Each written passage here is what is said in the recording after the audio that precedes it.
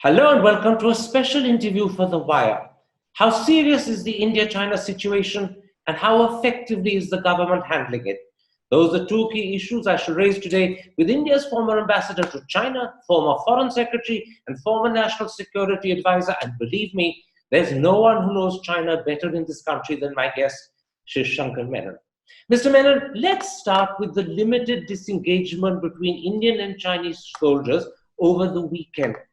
Is that reassuring, or are you disturbed by reports in several papers today, Friday, that in fact both countries have moved substantial troops closer to the line of actual control, right across its 3,500 kilometer length from Ladakh in the west to Arunachal in the east? Well, frankly, Karan, thank you for having me, by the way, and for that very flattering introduction. Frankly, I think we should start by admitting how much we don't know. That the unknowns in this situation is much more, because neither government has actually spoken about what the situation is, has spoken authoritatively. All we have is unattributed leaks or stories attributed to anonymous sources in government, in the army, and so on top-level army sources on the ground. And these are contradictory. 3 days ago, we heard stories that attributed to the army that there had been a disengagement, a pullback, a thinning out of troops, which in any case is not the answer to the situation. It could be a first step. And then yesterday, we saw other stories saying, no, in fact, both sides have strengthened their presence all along the line. So I think we need to be very careful about jumping to conclusions, either about the actual situation on the ground or in terms of where people are deployed, where exactly people are. Fundamental questions have not been answered. Whether the Chinese have actually crossed the line of actual control in some sectors, what they are claiming is the line of control, and how this differs from what they did in the past. But having said that, and therefore putting aside the tactical, the operational aspects, it seems to me that Chinese behavior this time has been very different from anything we've seen in the past.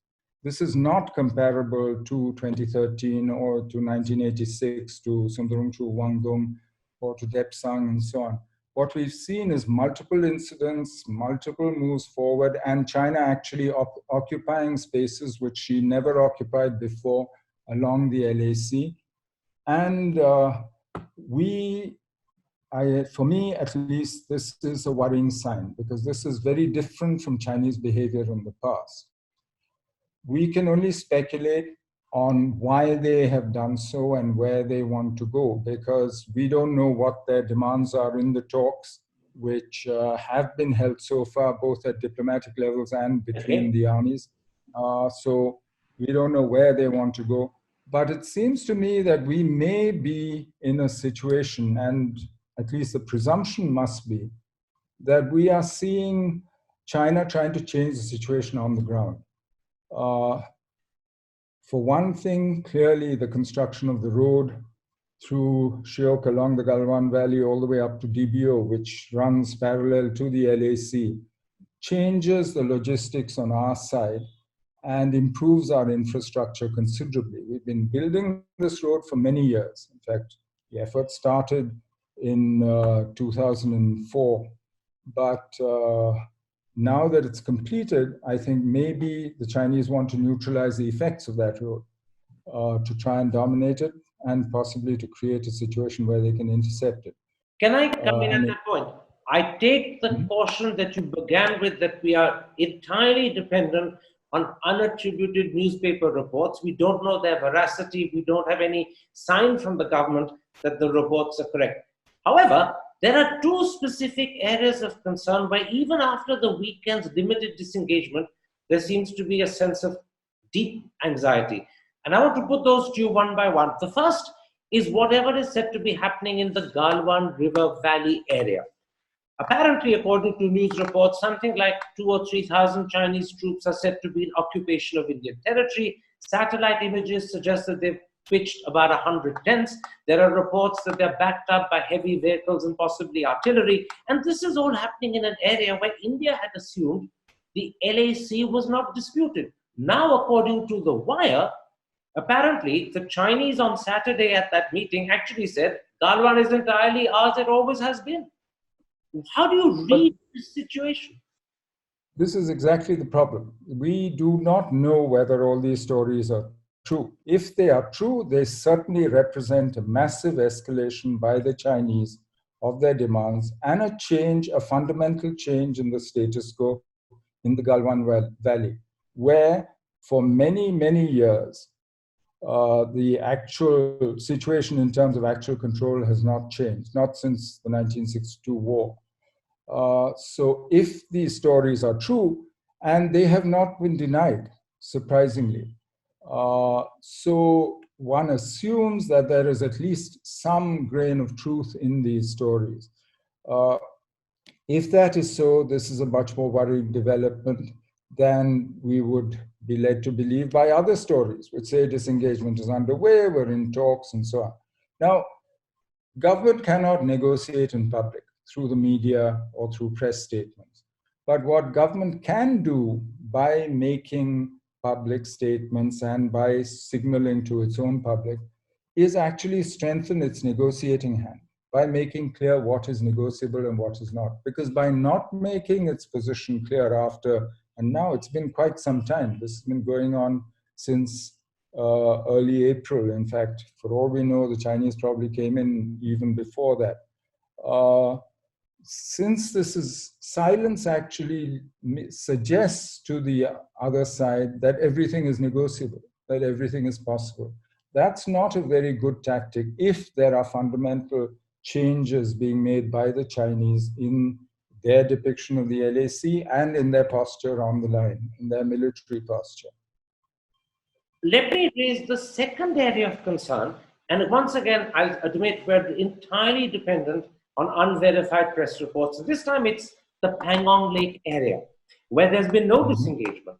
But apparently, newspaper reports say that the Chinese have erected defense structures which are stopping India from patrolling in a 50 square kilometer area where previously Indian patrols were possible. Now, I know that in Pangong, we've had problems in the past.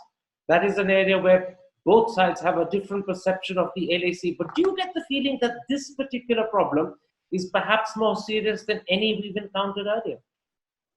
Well, it's very hard to say which problem is more serious when you don't know what's actually happening.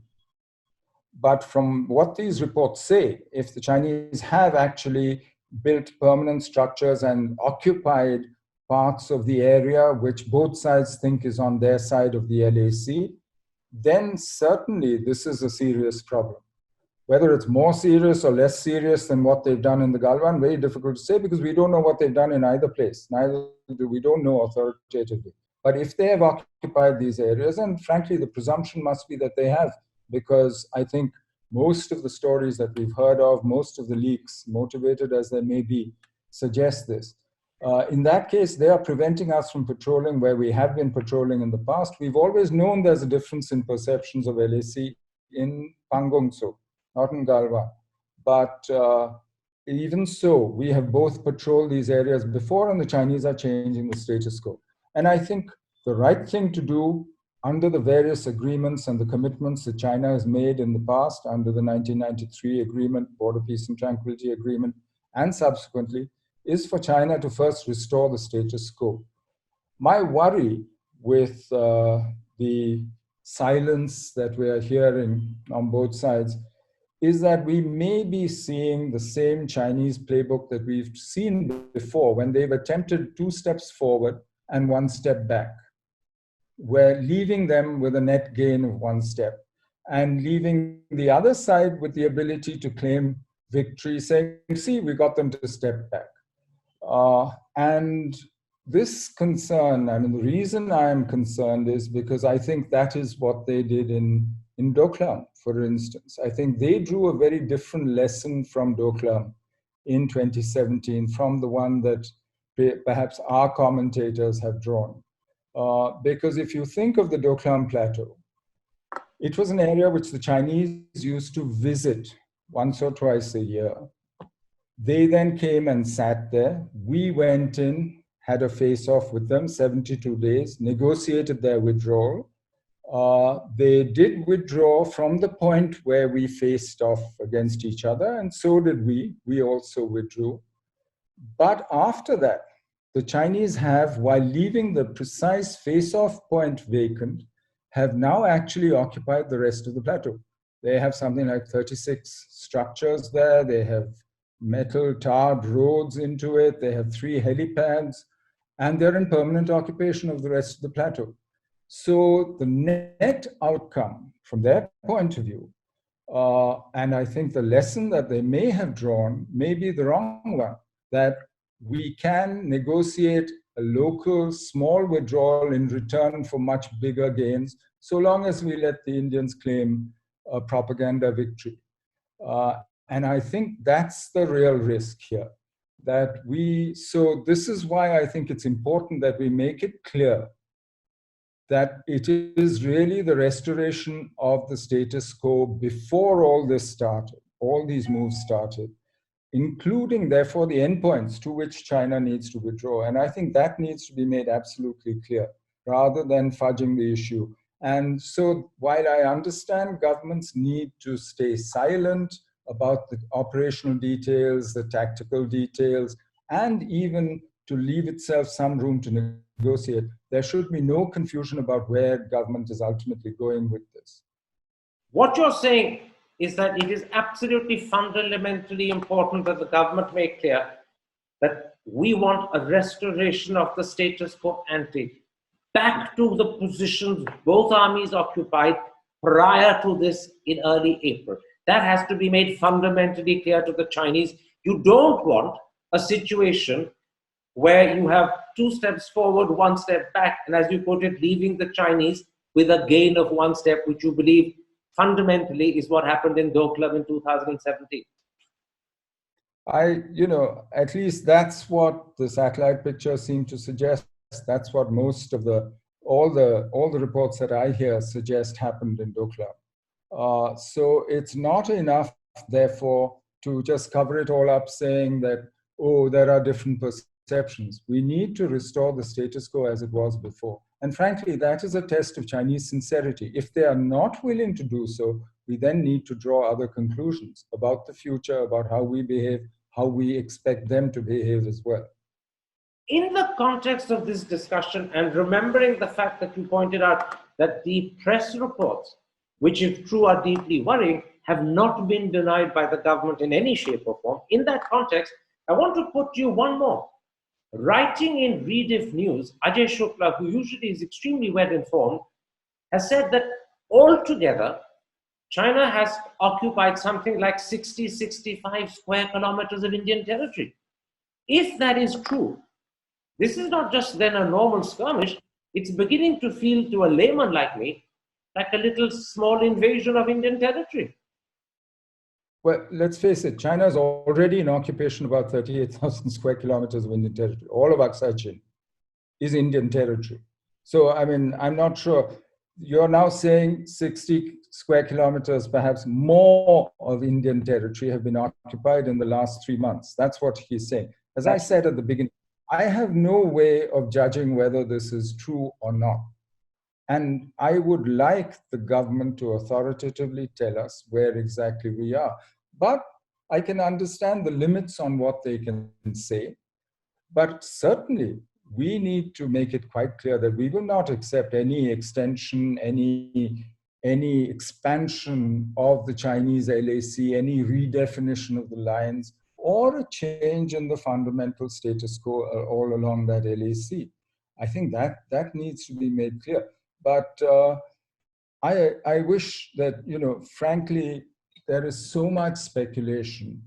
I have complete faith that the army can handle the military aspects of this. That's not the issue. In fact, we have relatively, over the years, several governments have worked to make sure that the effective balance on the border has been improved in our favor. There may still be asymmetry, but effectively we have improved our position over the years.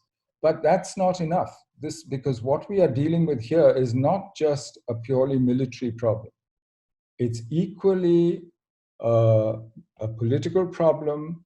It's a question of our country's territorial integrity. It's also a diplomatic issue. It's a question of a relationship between two very large neighbors, both of whom are changing very rapidly, at a time when the situation itself is very uncertain. So this goes well beyond just a question of which points they may have occupied and what this is about our future relationship with China. And I think the Chinese need to understand also that this is going to have very serious repercussions for the relationship going forward. Let me broaden the discussion at this point. Given that there is a problem occurring in so many different parts of Sikkim and Ladakh, and now newspaper reports as of Friday suggest, in fact, that troops have been moved by both sides closer to the LAC, right the way across the 3,500 kilometer LAC from Ladakh to Arunachal, you get the feeling that this is not just the work of individual Chinese brigades and divisions. This is centrally coordinated, and very likely Xi Jinping is in the loop. It's not happening without his knowledge, or at least without his concurrence. It's never the work of individual brigades or local commanders or rogue troops in the PLA. Political control of the PLA has always been absolute, even in the worst of times. So when China internally was in complete chaos during the Cultural Revolution, there was still, even at that time, the leadership, the central political leadership, meaning Mao Zedong, because he was the one, he didn't allow other civilians on the Military Affairs Commission.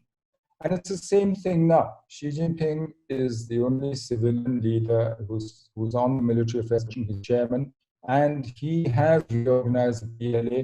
So I have never accepted the theory that any of these incidents that we had, whether it was Chumar or Dipsang, that any of these happened without central approval.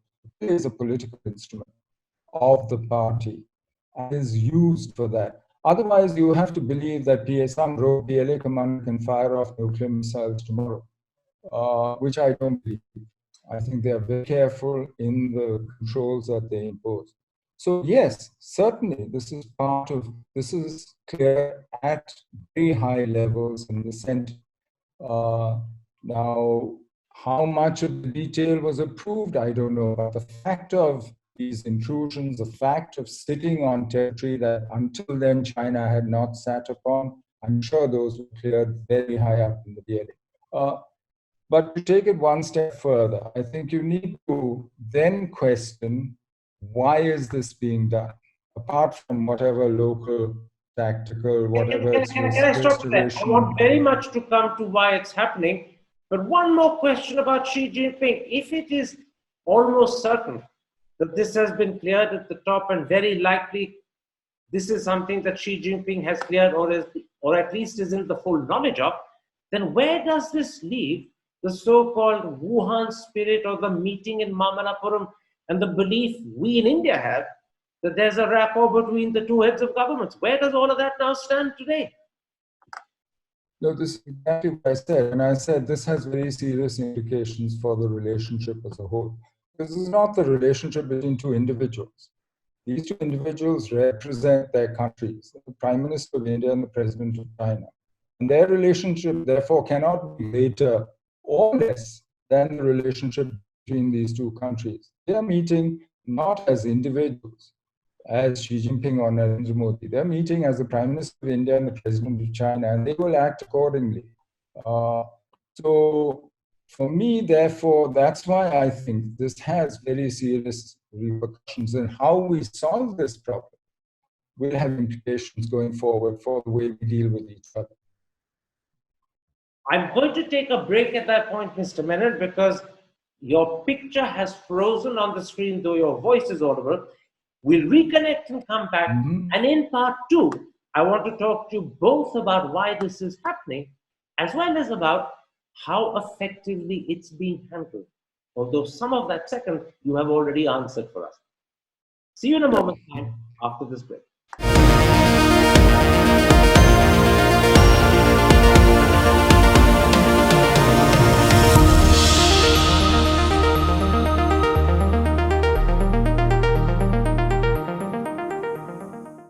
Welcome back to a special interview for The Wire. My guest is India's former ambassador to China, former foreign secretary and former national security advisor. And as I said earlier, no one in India knows China better than him, Shivshankar Menon. Mr. Menon, let's now come to that critical question. Why have the Chinese chosen to do this now in the middle of an international COVID crisis and an increasingly depressing economic crisis? Why now? Well, it seems to me that this is not just signaling, because if it's signaling, it's the most inefficient way of signaling, where we're all guessing what the signal is. Some people say it's because of the change in the status in Ladakh, JNK. Some people say it's because of our relationship with the US. Other people have other explanations. So it's not signaling.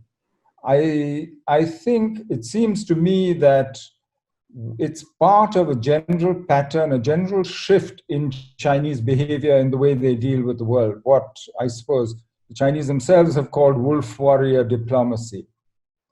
All governments, I think, feel under pressure in the present situation because none of them has covered itself in glory in dealing with the pandemic. Secondly, it seems to me that all the powers are actually being diminished by the crisis. And this is, as you said, it's a health crisis, it's an economic crash, and politically their prospects, everybody's prospects are much harder. And I think there is both internal and external stress for certainly on China. And China's reaction to that has been to rely on ultranationalism. And in a sense, you can see that in Chinese behavior in the Yellow Sea. You can see it in their behavior towards Taiwan. You can see it in their behavior towards Hong Kong, where they're now passing laws without consulting Hong Kong about introducing their own security laws in Hong Kong. You can see it on our border as well. You see much more assertive Chinese behavior. They're in the midst of a tariff war with Australia. You can see the kinds of comments that the US and China make about each other. So all told, it's a much more fractious situation for China. And China's reaction to this, partly I think because of the domestic stress and the economic stress at home, is to rely on nationalism, to unite the population. Every government in the world, it's not only the Chinese, it's the Americans, it's others, are busy blaming somebody else for the crisis. Is either the Americans are blaming China, the Chinese are blaming America, a lot of countries are blaming the WHO, they're finding internal people to blame. And this problem, I think, therefore exacerbates all these tensions and hot spots and flashpoints that we have. So in a sense, the COVID crisis has actually added to the load on governments, and they are retreating like I think somebody once said that the last refuge of all scoundrels is patriotism. They're covering themselves in the flag and demanding that their citizens rally around the flag. So your explanation for why China is behaving in this way at this time is that this is a general, almost across the board assertiveness that China is showing. You mentioned their relationship with Australia, with America, Taiwan, Hong Kong, the South China Sea. This fits into that pattern. An assertive wolf warrior China pushing itself forward, as you said, both for external reasons, but also internal. Is that a correct interpretation of your answer? That is correct. There is an alternative explanation, which I don't hold to, but where people say that China thinks that now is her moment, that the rest of the world has been so weakened by the COVID crisis that this is the time for her to assert primacy and in the world order. I'm not sure that that is the case. In fact, I think all powers have suffered in this crisis. And I think they're all emerging out of it much diminished, both in terms of economic power, in terms of political, military power, but also in terms of reputation and soft power. Let me put you a view expressed by Jayadev Ranade in an article that he wrote for Strat News Global, and he is writing as president of the Center for Chinese Studies and Analysis. He says that there is a certain amount of domestic pressure growing against Xi Jinping. And he mentioned things like dissatisfaction with his one-man rule, dissatisfaction with intrusive party surveillance, the initial mishandling of COVID-19, and the fact that apparently in March, unemployment in China touched levels of 70, 80 million.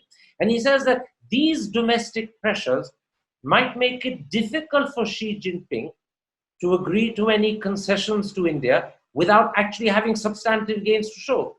In other words, he might not be able to back off. He may want that one extra step for China to be recognized and accepted by India. Do you think that this could also be a factor? It seems to me this is what I meant when I said there's domestic stress. There was obvious public anger at the way that the COVID epidemic was handled in China at the beginning. And certainly external tensions have proved a useful distraction for the regime in China. Now, how much is personal to one leader or another, I don't know. But all the signs of domestic stress are there, including the Communist Party calling on officials to report honestly and not to just report what leaders want to hear. In a general circular, which they published in the People's Daily. So I think the signs are all there of domestic stress, and therefore external distractions are welcome for the regime. But this is equally true for other regimes today in the world. And this is why I think the crisis has made the world a much more dangerous place. Now, how far this reflects on individual leaders or this I find very difficult. Jaidev knows China very well. In fact, we've served there together. So if anybody knows how it works, it's in India, it's probably Jaidev. And what she's suggesting is that it might be difficult for Xi Jinping to make any concessions that would be acceptable to India because this would look bad for him in China. In other words, this is a more intractable problem than perhaps we realize. Well, this is why I said this is a serious problem, because you have a mirror image in India as well. It's equally hard for the government of India to be seen as having given ground, as it would be for Xi Jinping or the Chinese regime to be seen as having given ground. We've seen all these armchair warriors on social media in both countries. We've also seen the extreme bits of the media, especially the visual media, and the sort of pitbull media like Global Times in China, threatening each other. Now, that kind of sentiment, if it spreads, it certainly makes it harder for the leaders to be reasonable. But that's not a new problem. That's a problem that we've had now for several years with the rise of the new authoritarians in China, in India, in Japan, in the US, and so on, where because their performance legitimacy is low, they rely on ultranationalism. And once they rely on ultranationalism, the give and take of diplomacy, the bargaining, the compromise that agreements require, that becomes much more difficult. Against this background, let's now talk about the manner in which this is being handled by the Indian government. In April 2013, you were National Security Advisor at the time when Chinese intruded into Depsang. But as you pointed out to the Hindu, you had one advantage. The Chinese were keen to send their premier to India, and you deliberately delayed fixing a date, and that made the Chinese realize that it wouldn't happen unless they withdrew from Depsang. There was a certain leverage that you had at the time. Do you think India today lacks similar leverage, which is why this is going to be much more difficult for the Modi government? There is always other leverage. I mean, it may not be identical. No two situations are identical, but there is always leverage in a complex relationship like the one that India and China have. Either in the same issue, after all, tit for tat is always an available option on the border, and both sides know this. Or there is leverage available elsewhere in the relationship. After all, we interact across a whole range of issues. But that's not the question here. I don't think that, I think the problem is that fundamentally what the Chinese have done this time is very different from what they did in 2013. 2013 was one localized problem, which we managed to solve by negotiation within 2.5 weeks. This has lasted much longer. It's across many more places. And if the LAC itself is being redefined in the negotiations by the Chinese, then that's a whole different ball game completely. If the Chinese are determined to maintain a permanent presence and they're not willing to discuss it in places where they were not before, that also is a whole new ball game. So, and as you just pointed out, the context within which this is happening is very different. India-China relations for at least the last 3 years or so have actually been increasingly adversarial. And the elements of contention now increasingly outweigh the elements of cooperation. And that is a real problem. So the context in which this is happening is different from 2013. In which case, let me ask you, what is your assessment of the manner in which the Modi government has handled this over the last 5-6 weeks? Well, I don't know what they've done, frankly. If I start believing all these stories in the newspapers, most of which are motivated to show the government in a good light and to reassure us that all is well, then I'd have to say, well done. But I don't think that's the entire truth. I would rather wait a while before coming to a judgment on how they behave. What I would have liked is a bit more strategic communication, both to us and to the world, and therefore also to the Chinese, indicating at least the red lines beyond which they should not go. That I think would have been useful at any stage. But I don't expect them to negotiate in public through the media. And I think what they are doing, trying to talk while at the same time taking the other necessary steps, I assume that they're doing all the right things, but I can't comment on it today. Let me put something else to you. There have been several reports in several papers that the Indian army dropped its guard, either because soldiers caught COVID and were unable to participate in the annual exercises held in March, or because the PLA, the Chinese army, simply took the Indian army by surprise.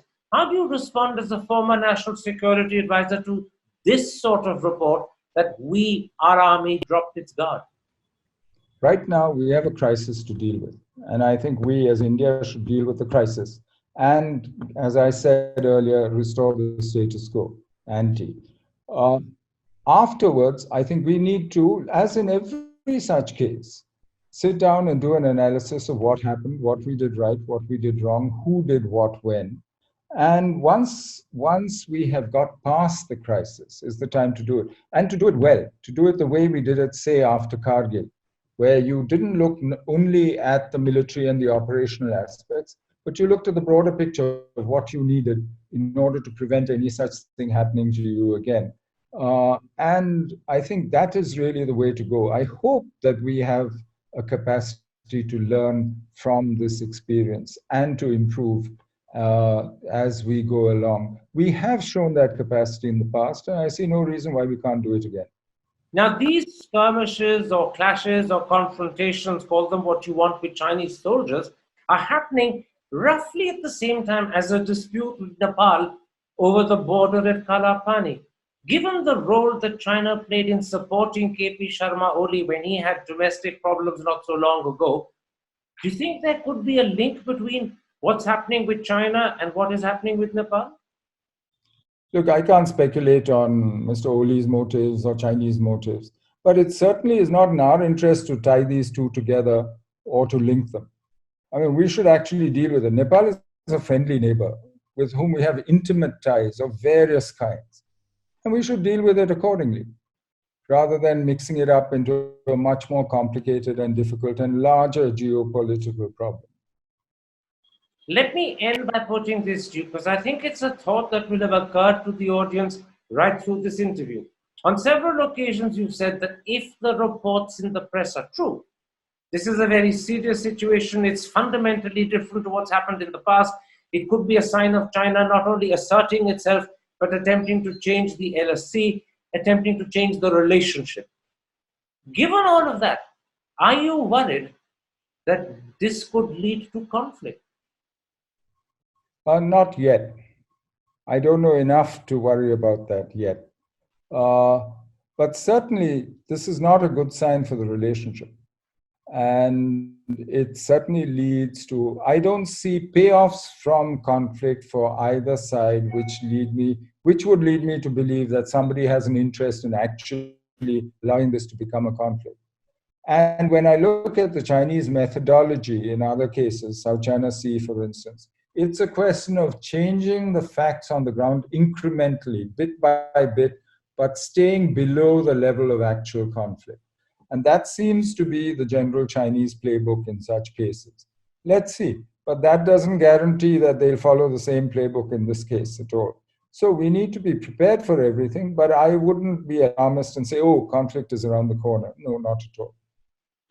It's a very interesting answer. You're not as yet worried that the situation could lead to conflict. But if it is not adequately handled, and I presume over a reasonably short period of time by both sides, then the potential for the situation accidentally slipping out of control remains. Karan, you said it, not me. All right, but you didn't disagree, and you're smiling as well.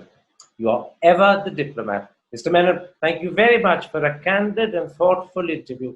And I should indicate to the audience that the reason why the background in part 2 is so dramatically different to the background in part 1 is that technology hit us massively during the commercial break, and we had to change rooms to be able to reconnect. That explains why the background behind me has changed. Stay safe, Mr. Menon. Take care, and thank you very much. Thank you, Karan. Thank you very much. Thank you. That was good of you. To receive instant updates on all videos from The Wire, click the subscribe button and hit the bell icon. Pay to support independent journalism. Click the link in the description and choose the amount you want to pay.